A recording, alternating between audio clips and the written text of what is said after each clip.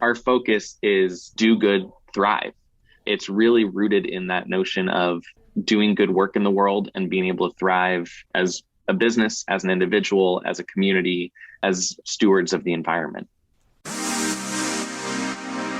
Welcome to Agency for Change, a podcast from KidGlov that brings you the stories of change makers who are actively working to improve our communities. In every episode, we'll meet with people who are making a lasting impact in the places we call home.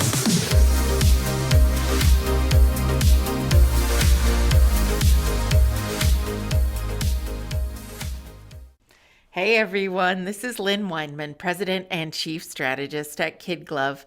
And did you recognize that voice of the guest you heard from the top of the show? If you did, that's because he and his co-founder were kind enough to talk with us back in 2020 to discuss the company they created, SEAChange, which partners with businesses to help them turn their passion into compassion that can do real good in the world. We'll put a link to that episode in the show notes for today's episode so you can learn more. But there's something else that makes these guests so special, and it's that they literally changed KidGlov's trajectory by helping us start on the path to becoming a certified B Corporation. And that's why I'm happy to welcome Kyle Cartwright and Graham Pansing Brooks back to the Agency for Change podcast. Kyle and Graham, I'm eager to talk with the two of you today and learn more about the great impact you are still making on the world. Thanks, Lynn. We are glad to be back with you. Thanks for having us on the show again. 100%. It's always good to talk to you guys, and I feel like we're old friends at this point, but before we start catching up, Kyle, could you tell our listeners what SEAChange does? Yeah, absolutely. So I guess in brief, we work with purpose-driven companies. We work with the companies who have they place defined value in their people, in the community, in their clients and customers, in the environment in some cases. And we help them further that. We help them allocate the multiple resources that are available to businesses, but also scarce resources, right? Even the billionaires of the world have scarce resources in conflict with the problems that face our society. The billionaires are just really good at allocating those scarce resources, aren't they? They've done it very strategically. Yes, There's a few rockets in there. Yeah, right. But yeah, we help businesses really think thoughtfully about how they allocate those resources they have at their disposal to create impact, to drive loyalty and engagement with their people and their community. And it helps business grow in addition to making a good impact on the world. Kyle, I love the way you explain that. And it's interesting because I think back to a couple years ago when I first started working with the two of you at SEAChange. I felt like, oh, KidGlov is a good company. We're good enough as we are. But I am going to say you really helped us. You really helped make us better. And as I think about a lot of publicly owned companies, we hear about what they're doing for shareholders. But Graham, why is it so important for businesses to tell the story of the good work they're doing in the world as well? Yeah. Again, thank you, Lynn, for having us on. And as we're thinking about the importance of sharing these stories of the good work that our businesses are doing, there's so many reasons that it's important. First and foremost, as you look at the competitive nature across business currently, whether it's low unemployment rates, the fierce competition for talent, whether it's continued expectation for community engagement, environmental stewardship, there's so many reasons and so many pressures that are being placed on businesses today that really it becomes sort of a baseline expectation that we're going to communicate those values in order to be able to attract the highest quality talent, in order to direct consumer attention. It's sort of the baseline expectation, or at least is becoming more so. But beyond that, what I think is really critically important is that it's really transitioning the way that we're thinking about doing business, because it's not purpose because of profits, but it's purpose that helps fuel profits. And so really this new way of thinking is helping create this flywheel that starts spinning.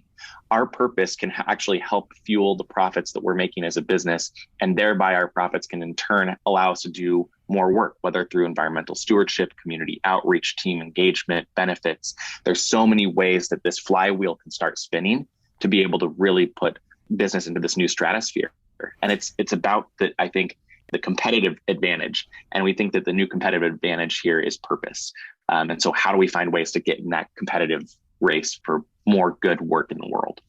I'm smiling here because I think you're exactly right. I didn't, as an owner of a company, I didn't set out into entrepreneurship to be a good company for the competitive advantage, but I see it, particularly in two ways for KidGlov. I mean, we're just in a hyper-competitive field. We're always competing with other agencies in RFPs, putting out proposals. And the B Corp certification and the policies we've created and the actions we have taken have made us more competitive. I 100% believe that. And man, as we're all fighting for employees right now too, employees are becoming very savvy at asking questions. I think the latest thing I heard is people who are not just asking, does your company have a sustainability or a DE&I plan, but what are your written policies and what kind of budget are you putting behind it? And, because of the work we've done with you, we're doing both of those things. So I thank you for that. Yeah, I think, one of the things I think a lot of businesses enter business for is not just to make as much money as possible. There's certainly businesses out there that is the prime goal. I absolutely believe there's a place for this work and this type of consulting and the path that we're talking about here. But it's also the businesses that go into it to serve their people or serve their client or to just enjoy their work.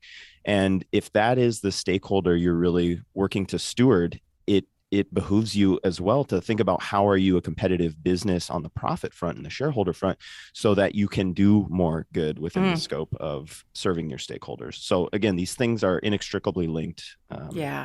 Really good comment there, Kyle, because I think if the three of us were only out for money, we would probably all three be in different fields than we are today. But there's this thing called passion, I think, that fuels us, passion and purpose. So I'm thinking back to the first time we talked in 2020 on the podcast.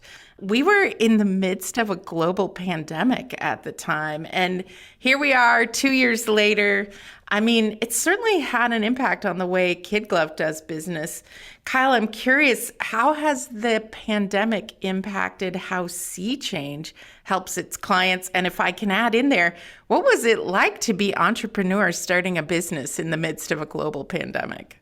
Well, first, my head is spinning a little bit because I thought it was still 2020. So no, I'm only kidding. Time has taken on a whole new meaning in the course of, especially going through this entrepreneurship journey. But I'll be honest, I think the reason that we are here today, an unfortunate circumstance, but a really strong outcome, I think, for the general business consciousness that propelled our business model forward. I think the pandemic really showed a lot of disparity in community and how it impacts how the health outcomes and economic outcomes were disproportionately impacting different elements of our community and different subsections of our people in the world. And businesses acknowledged that they were hiring people across this threshold, right? And so I think it really elevated the understanding and awareness of business that we have to take care of our people and we have to take care of our community, because if we don't have those two things, we don't have a business. Yeah. And so 100%. Yeah. So that really, I think, elevated the call to action for us and elevated the alignment of the language we use and the way that we're trying to shift business practice. It was much more palatable for many established businesses. I think just to add in there, Kyle, I think that one of the things that we often talk about, the way that we speak is oftentimes very much in transformational organizational change. And I think what the pandemic also allowed us to do is find ways to be very much more on the grassroots. How do we find ways to engage through traditional corporate social responsibility means? How do we find ways to make sure that we're meeting organizations where they're at, and that we're communicating that we're not trying to throw the baby out with the bathwater here. We're trying to find ways to amplify impact. We're trying to find ways to align impact so that business can continue to be that strategic partner to people, to the community, to the environment, that's going to provide stability and structure and impact moving forward. Yeah, it's kind of amazing that it took something as horrific as a global pandemic, I think, to awaken certain change in the world. But it certainly did. And there are some positives that came out of it. So, I'm also thinking about the fact that we're all located in the Midwest, right? And I've heard the two of you talk about what sets businesses in the Midwest apart from others in other parts of the country. I mean, Graham, what do you think makes this area, and especially even Lincoln, Nebraska, such a great place to start a business? Yeah, so for those that are listening that live in or around Lincoln, probably have a good familiarity with what makes this place unique. But for those listeners that maybe haven't had the chance or the opportunity to get to Lincoln, I think this place has a tendency to surprise. Yeah. And there's so much good work that's happening here. And maybe it translates back to the days of settling and coming across the country and finding ways to rely on neighbors, to be stewards of building this community together. But I think that there's tendencies that exist within there, but also those tendencies I think exist across the country, because New York State is more than New York City, and San Francisco is more, or California is more than San Francisco and LA. There are communities very similar to Lincoln that exist across the country. And so for us, we are very proud of Lincoln and we're very proud of Nebraska. And what we see is an opportunity to prove a model here that is then transferable and can translate across the country in communities that are very similar, that are very community oriented, that rely on the neighbor, that are interconnected in very deep ways. And so we love this place and we're excited. And if you haven't been to Lincoln, please come visit. But also we're excited to find ways to take this model and amplify it out from, as we say, the middle of everywhere. Yeah, fantastic. That's great. So you guys have some big news to share about something you recently accomplished. Kyle, do you want to do the honors and share that news and maybe explain what led up to this moment? Sure. Yeah. Thank you for giving me the honors. We have achieved B Corp certification. Woohoo! Yeah. This, as you might imagine, for a company like ours, working with companies of purpose and helping to create more good work through the scope of business, this has always been, I think, a path that we knew we would be taking.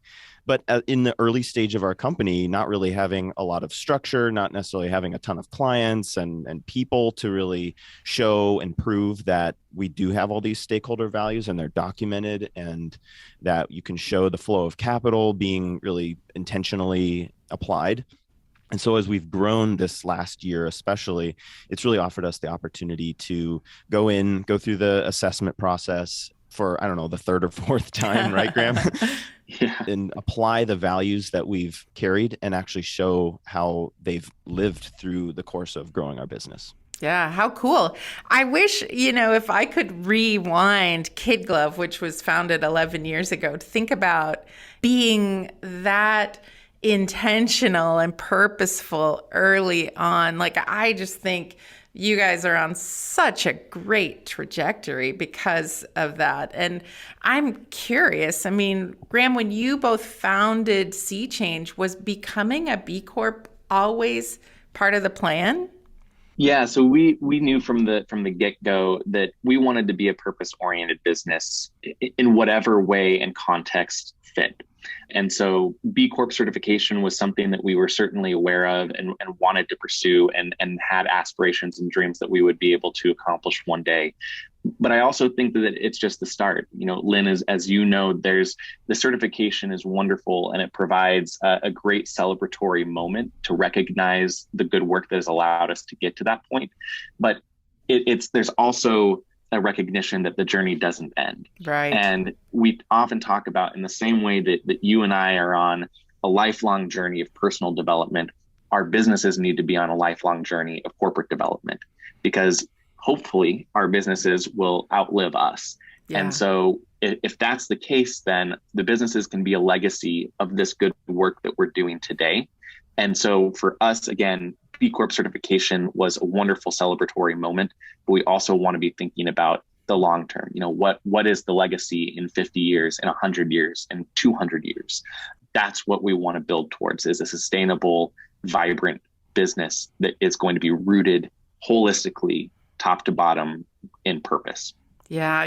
Graham, I think the ink is still wet on our B Corp certification, right? We achieved it late in 2021, but one of the fun things that has happened, I mean, not even 6 months out, is it's been fun for me to see our KidGlov team members really rally around certain aspects of our assessment and really, being intentional about how do we improve for next time. So we've got a whole group of people. One of our lower scores was in the environmental aspect, not because we're doing anything bad, but because we weren't very intentional. We have a whole group of people rallying around, petitioning our landlord to start composting and setting up a KidGlov carpool channel on Slack. So we're looking even into buying carbon offset credits, which are all just really fascinating things that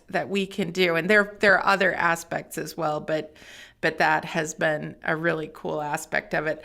And I'd love to hear for the two of you, what's next for SEAChange? Like, what are the big next goals that you're working on? And I'd love to hear from both of you. I mean, Kyle, let's start with you and then go to Graham. Sure.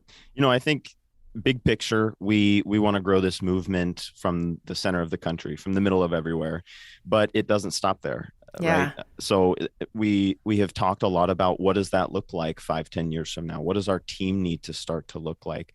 What does our just corporate structure need to look like? And so we've had a lot of conversations, but the beauty of it is our mission doesn't change through the course of that, right? We've really embedded the purpose and the vision of our values and our goals within the scope of the business, so that as it grows and scales, that's retained. So I'm really excited to see that grow. I'll also mention, I guess, in the short term here, Graham mentioned the opportunity for us to really start working with more businesses and even nonprofits, meeting organizations, regardless of tax status, where they're at in the scope of helping them. I'll put it this way. I think every business, 99% of businesses, let's say that, have some sort of purpose or have some sort of values outside of just making money. And so I don't think we have to take a very developed purpose-oriented company to this transformational scope of capitalism as a force for good. I think we can really we're building out ways to work with companies, even just who are kind of starting the corporate social responsibility journey and maybe are making a handful of charitable donations or sponsorships here and there, but don't have strategy. So we're really building our focus to serve more companies, and even, again, in the nonprofit space, to do some strategy. And we've got, between Graham and I and folks who are excited about this movement, a lot of skill sets that really can serve within the scope of nonprofits as well. Kyle, someone asked me recently, why can't nonprofits become B Corps? And it's like, I don't know the answer to that. But even though they can't become a certified B Corp, that doesn't mean they can't really lean into social responsibility, the culture aspects. I could see where your work could really help nonprofits. And a lot of nonprofit leaders they really want that. They want that for their teams and their cultures, and they're very mission driven, and this can become part of their mission. Yeah. And I'll just mention, the functions of nonprofit work, very similar. They just have different terminology. Yeah. Right. And so I think we have experience in fundraising, in strategy and operations. And so it's taking these concepts of purpose and values driven approaches and applying them in a context that we're comfortable on kind of both sides of that coin. Fascinating. I love it. So, Graham, what are you excited about for the future of SEAChange? Yeah, I don't think that Kyle could have stated it any better. It's really focusing on this opportunity to grow organically, to find ways to meet organizations where they're at and amplify their impact, regardless of business structure, regardless of organizational structure. There's ways that we can do more. Just as, again, as I mentioned earlier on, we're not stagnant as individuals in our journey for growth and development. And so let's find ways to help continue to push our organizations to reach that next level. If we can be 1% better today than we were yesterday, imagine the change that could take place in the future when we're all working together in that way. And I think that you mentioned as well Lincoln and our focus here in Nebraska, and there is such a sense of pride and purpose here. And so I'll throw out sort of the long-term aspirational goal for us is that the Midwest begins to be recognized as the purpose-driven capital of America. I think that there's so much good work that's happening here, and there's so many different opportunities to build a quality life, whether you're talking about work-life balance or safe communities, or we have 4 seasons, so you get a little bit of everything. But there's so many great pieces to this community. We're very squarely rooted in workforce development, finding ways to help bring that attention and notoriety of the great work that's happening here. And so, that is also a piece of our mission and long-term belief and work. Yeah, I really do I think Midwestern companies, Nebraska companies, I feel like there are so many great businesses here that really are doing so many things and maybe just don't even give themselves credit for it because it's just what you do here when you're in Nebraska or in the Midwest. And I think because of that, some Nebraska businesses really are maybe a step ahead on getting B Corp certification if they want it. And I'm curious, Kyle, for businesses who might be considering getting B Corp certification, what's a sign that the time might be right, or what circumstances might say, hey, maybe you hold off for now? Yeah, that's a very personal question, I think, for each business. And certainly we acknowledge that B Corp path is not one that's accessible to every business. It's not one that even feasible for every business. But I do want to acknowledge as well that every business would benefit from going through the process, whether or not certification is the end state or the end goal. There is so much to be learned simply by understanding the impact that your operations and your giving and the allocation of your people's time and your executive leadership and governance and diversity, equity. I mean, the list goes on.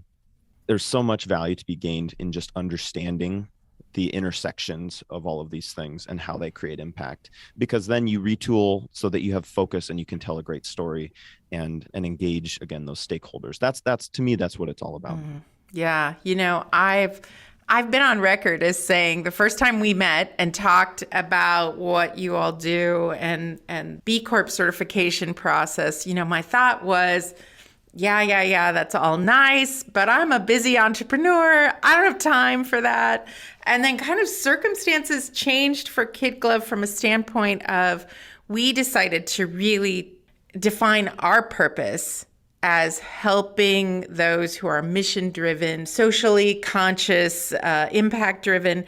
And when we did that and started telling people that, they would come back to us and say, oh, you guys must be a B Corp. And I would be like, yeah, well, not yet, but I know who we're going to start talking to. So it's interesting. I mean, I felt some market pressure, particularly as I started working in larger metro areas. But so I'm curious, Graham, what advice do you have for businesses who may be interested, but just feel like they're not quite ready? How could they be more intentional about their culture, their mission, or how they give back? Yeah, it's a great question. The number of organizations that we talk to that indicate that they're not ready to go through the B Impact assessment or go through B Corp certification, is quite a few. But I guess the piece that I would lean back on is recognizing that there are systems and structures out there to help support you through this process, or to help support starting to increase the intentionality with which you're thinking about your impact. And that it doesn't need to be a fire sale approach, but how do you start taking that a little bit more seriously, adding a little bit more intentionality? Because at the end of the day, corporate impact shouldn't be something that is sort of Frankenstein together. This is something that needs to be as core to your business as accounting, as finance, as marketing, as operations. Because again, the data suggests, and the research suggests, and the case studies suggest that organizations that prioritize purpose actually outperform their peers who don't.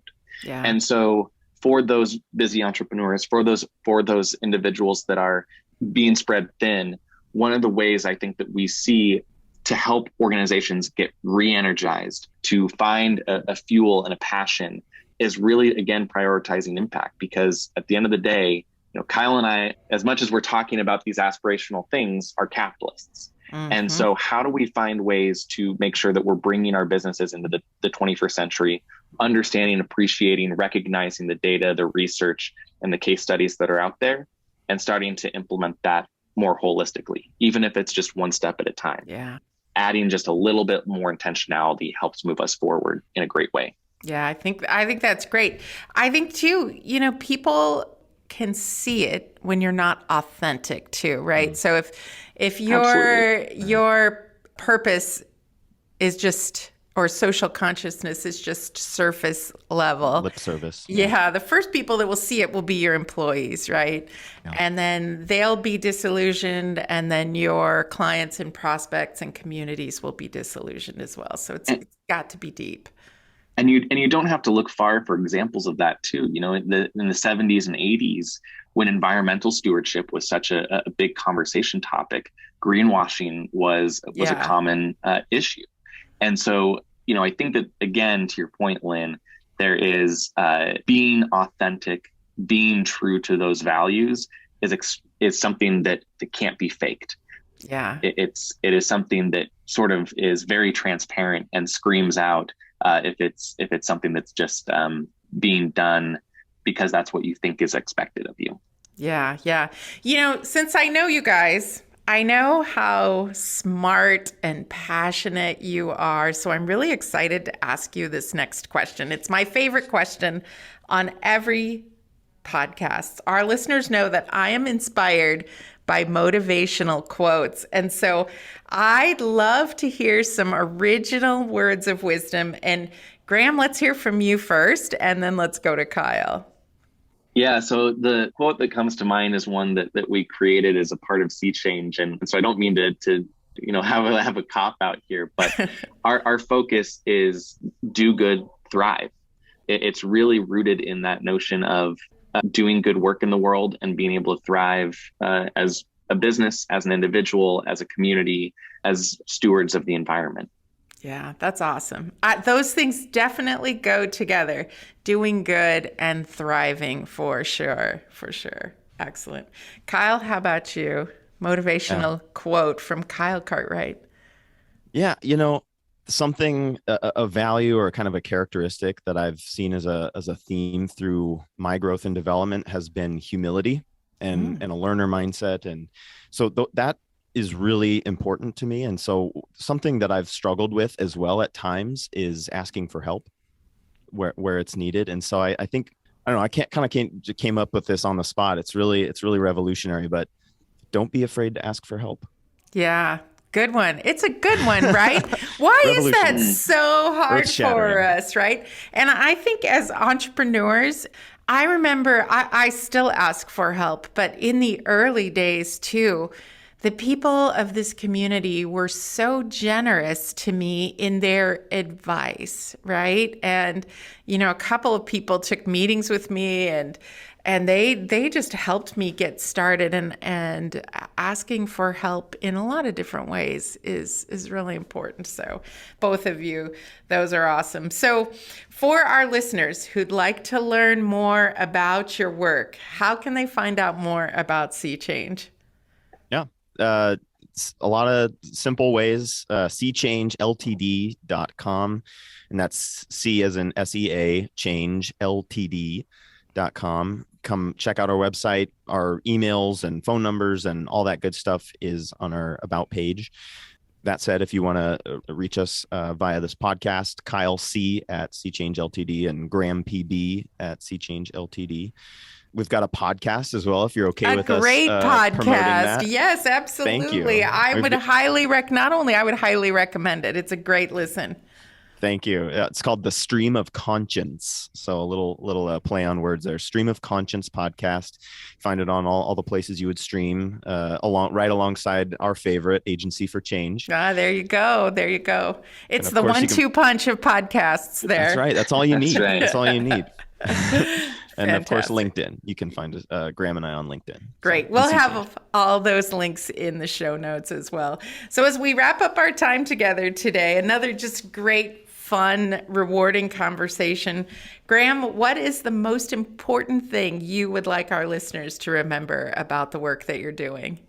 Yeah, thank you, Lynn, again for having us. We really love all of the work that KidGlov is doing. You are an inspiration to us. We're grateful for the leadership that you provide in Lincoln, Omaha, Nebraska, and beyond. Thank you. And so it's a real pleasure to be able to get to work together, and another real pleasure to be able to be on the podcast talking with you. So, and for the listeners that are thinking about SEAChange, the one thing I think to take away from this is that we're here to be a partner in purpose. Wherever you are along your journey, whether it's just starting out trying to move down this path, or whether you're an expert, we're here to be able to help collaborate. We're here to be partners. We're here to find ways to do more good together. That's awesome. Here. I agree. If I had champagne, I'd toast you both right now over that comment. So Kyle, we'll have to arrange that. I think we definitely will. Kyle and Graham, I fully believe the world needs more people like you, more companies like SEAChange. Thank you for taking time to talk with me today. Thank you. Feelings mutual. Thank you, Lynn. We hope you enjoyed today's Agency for Change podcast. To hear all our interviews with those who are making a positive change in our communities, or to nominate a changemaker you'd love to hear from, visit KidGlov.com at KIDGLOV.com to get in touch. As always, if you like what you've heard today, be sure to rate, review, subscribe, and share. Thanks for listening, and we'll see you next time.